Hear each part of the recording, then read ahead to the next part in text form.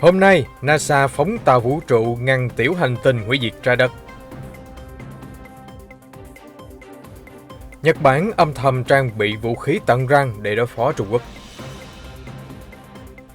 Bất chấp Trung Quốc dọa nạt, Philippines đã tiếp tế cho binh sĩ đồn trú trái phép ở bãi cỏ mây. Mỹ tập trận ném bom hạt nhân sát sườn biên giới Nga. Anh, Mỹ thề sẽ trục vớt F-35B trước khi công nghệ bí mật rơi vào tay Nga. Cảnh sát Kenya ngăn chặn thành công vụ cướp ngân hàng.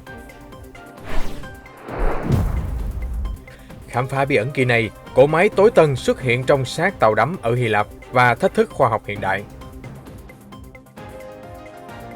Tất cả sẽ có trong bản tin đặc biệt cập nhật những tin tức nóng nhất trên kênh FPNC.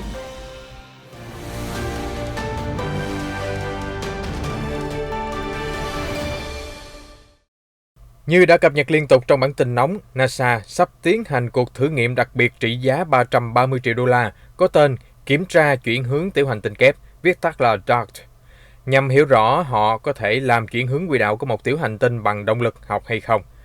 Kế hoạch của NASA là đâm tàu vũ trụ robot vào mặt trăng vệ tinh của tiểu hành tinh Dimorphos với vận tốc 15.000 dặm trên giờ, hy vọng làm chệch nhẹ đường đi của thiên thể này. Nếu nhiệm vụ thành công, nó chứng minh NASA và các cơ quan vũ trụ khác trên địa cầu có khả năng làm thay đổi đường đi của các tiểu hành tinh, giảm thiểu khả năng chúng lao về trái đất và gây ra thảm họa kiểu tận thế. Vậy điều gì đang xảy ra hiện giờ?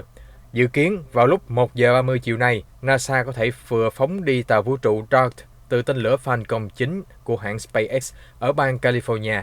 Nếu nhiệm vụ bị trì hoãn, NASA sẽ có 84 ngày để thử lại. Sau khi được phóng lên, tàu DART sẽ di chuyển trong 10 tháng trên quãng đường 6,8 triệu dặm đến tiểu hành tinh Dimorphos và cú va chạm sẽ diễn ra vào khoảng tháng 9 đến tháng 10 năm sau. Dimorphos là một thiên thể nhỏ, nó xoay quanh một tiểu hành tinh lớn hơn gọi là Didymos. Bọn chúng không gây ra nguy hiểm trên trái đất, tuy nhiên bị NASA nhắm mục tiêu để thử nghiệm. Lý do vì hai thiên thể này là khá gần với trái đất nên có thể dễ quan sát kết quả của cú va chạm. Ngay trước vụ chạm trán, một vệ tinh do Italy sản xuất có tên là Licia Cube sẽ dạo quanh tàu DART, sẵn sàng gửi hình ảnh và dữ liệu về trái đất. Trên thực tế, NASA còn lâu mới đủ sức xuyên thủng tiểu hành tinh hoặc là ném bom nguyên tử và thoát khỏi vụ nổ đủ nhanh. Điều đó hiện chỉ có trên phim viễn tưởng mà thôi. Dù vậy, có khá nhiều ý tưởng về chuyện làm sao tác động lên tiểu hành tinh. Một số biện pháp bao gồm cho tàu vũ trụ bay gần đó và dùng tia laser, động cơ ion hay các loại thiết bị chùm tia khác để đổi hướng tiểu hành tinh. Một sự thay đổi nhỏ về góc nhưng sẽ diễn ra sớm, sẽ có hiệu quả lớn. Hoặc một tàu robot có thể đổ bộ lên tiểu hành tinh, khoan vào bề mặt, ứng dụng định luật Newton thứ ba về tác động và phản lực, thay đổi quỹ đạo của thiên thể. NASA cũng có thể dùng thiết bị để tập trung ánh mặt trời lên vật thể và hy vọng điều đó tạo ra tác động đủ lớn để tiểu hành tinh rời xa và buông thà trái đất.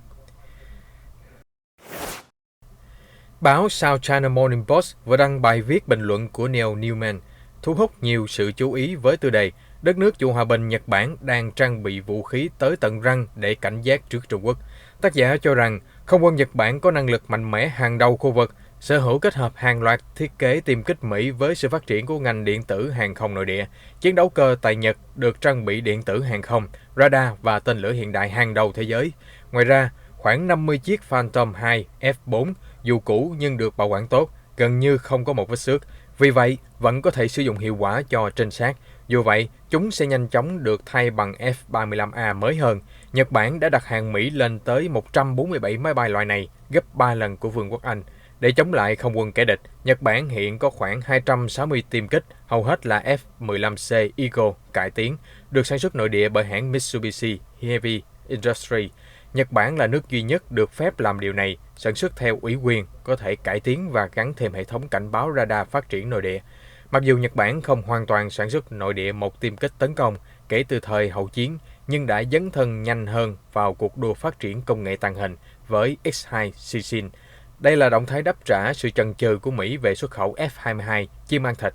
Việc phát triển và thử nghiệm thành công X-22 khiến cho Nhật Bản trở thành quốc gia thứ tư sản xuất được máy bay chiến đấu tàng hình sau Mỹ, Nga và Trung Quốc. Nguyên mẫu X tiếp theo dự kiến ra mắt vào năm 2024, được hộ tống bằng dàn máy bay không người lái, có biệt danh là phi đội trung thành, mang theo bộ phận cảm biến và tên lửa uy lực. Lực lượng phòng vệ biển Nhật Bản cũng có hơn 150 tàu chiến, bao gồm 19 tàu ngầm và một số có khả năng tàng hình. Về lực lượng tuần duyên, dù đây là tàu dân sự chứ không phải là quân sự, Nhật cũng có 450 tàu, một nửa trong số đó là tàu tuần tra kích cỡ rất lớn và trang bị vũ khí. Nhật Bản hiện chi ngân sách quốc phòng khoảng 49 tỷ đô la, lớn thứ 9 thế giới. Tuy nhiên, chi phí quân sự chỉ chiếm 1% GDP Nhật Bản, tỷ lệ thấp hơn so với các nước NATO. Washington hối thúc Tokyo chi tiền cho quốc phòng mạnh tay hơn, trang bị vũ khí tận răng để đối phó với sự trỗi dậy của Trung Quốc.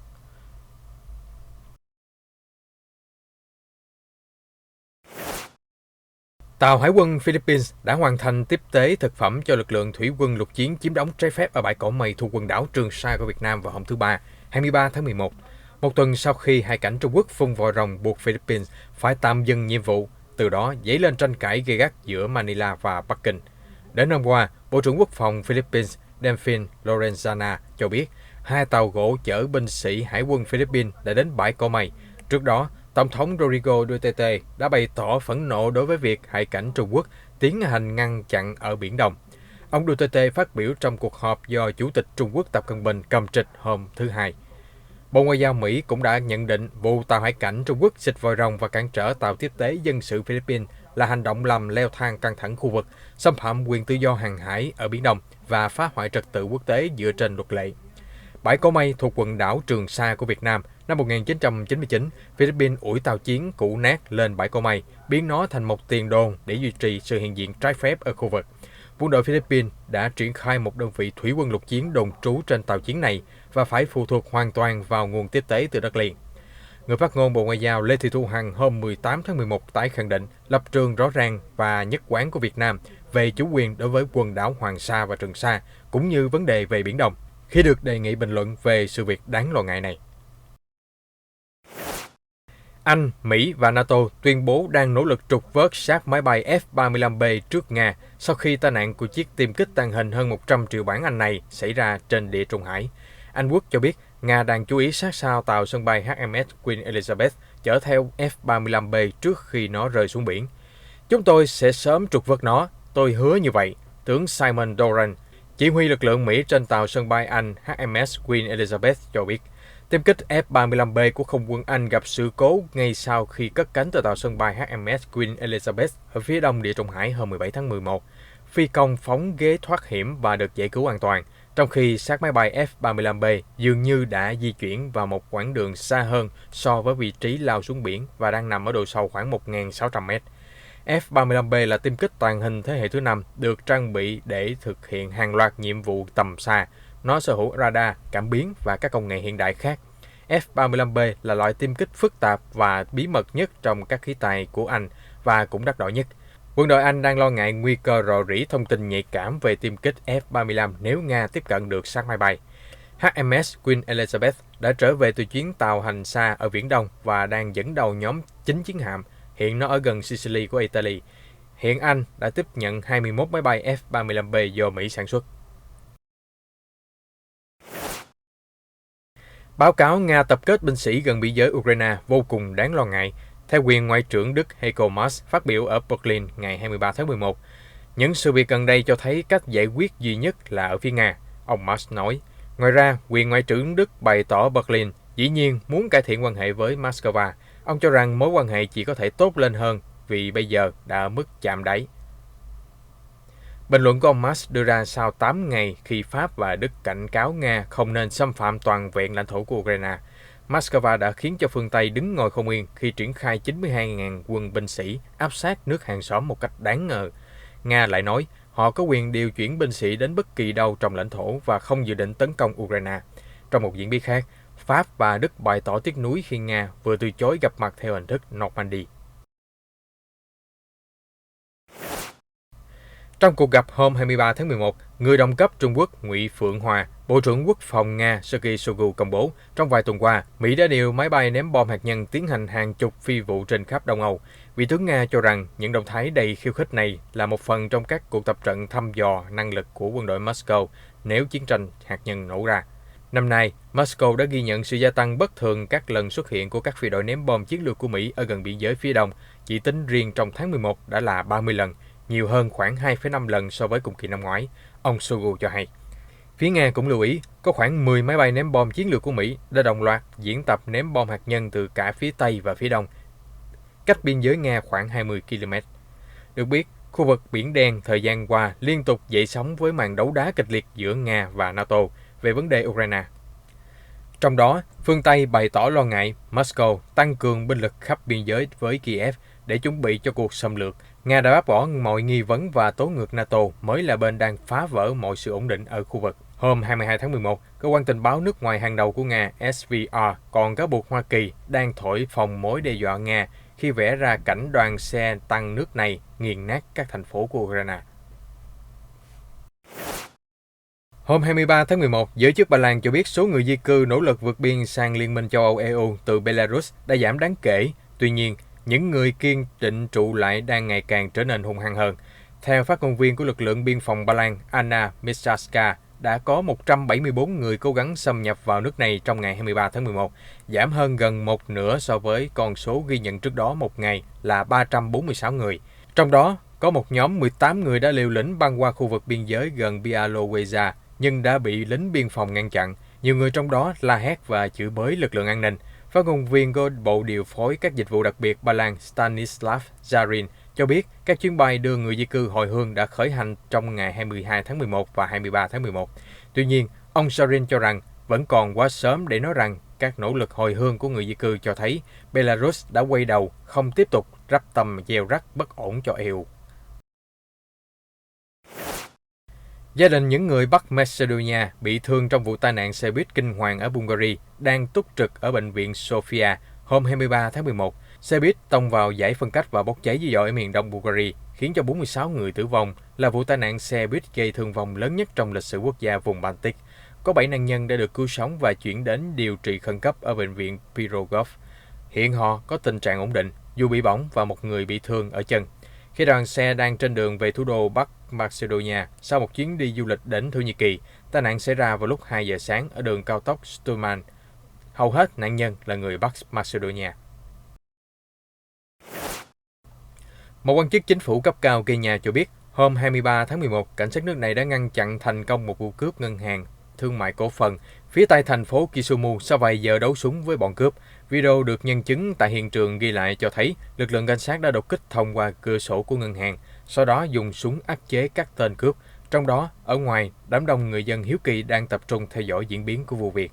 Các nhân chứng cho biết có nhiều tiếng nổ phát ra từ hiện trường. Sau khi chế ngự được các tên cướp, cảnh sát đã tiến hành lấy lời khai của khách hàng và nhân viên ngân hàng để phục vụ công tác điều tra. Đồng thời, lực lượng chức năng cũng đã kiểm tra cảnh quay của CCTV để biết cách bọn cướp đột nhập. Hôm 22 tháng 11, giới chức Ấn Độ cho biết có ít nhất 35 người thiệt mạng và hàng chục người khác vẫn đang mất tích sau khi mưa lớn ập xuống các khu vực miền nam nước này. Theo CNN News 18, chính quyền bang Andhra Pradesh xác nhận trận lũ quét do mưa lớn liên tục gây ra đã khiến cho ít nhất 32 người thiệt mạng. Cuối tuần trước, lượng mưa kỷ lục bắt đầu trút xuống nhấn chìm các tuyến đường cao tốc và đường xá. Nhiều ngôi làng bị chia cắt, người dân không thể tiếp cận nguồn thức ăn và nước uống. Hiện có ít nhất 30 người vẫn đang mất tích. Được biết, 16 đội phòng chống thiên tai cấp quốc gia và cấp tiểu bang đã được điều động kịp thời sơ tán những người dân mắc kẹt trong vùng lũ. Đã có gần 58.000 người được sơ tán an toàn đến 294 trại cứu trợ ở bang Andhra Pradesh. Trong khi đó, tại bang Karnataka lân cận, giới chức cho biết lũ cũng khiến cho 3 người thiệt mạng, 150 ngôi nhà bị hư hại.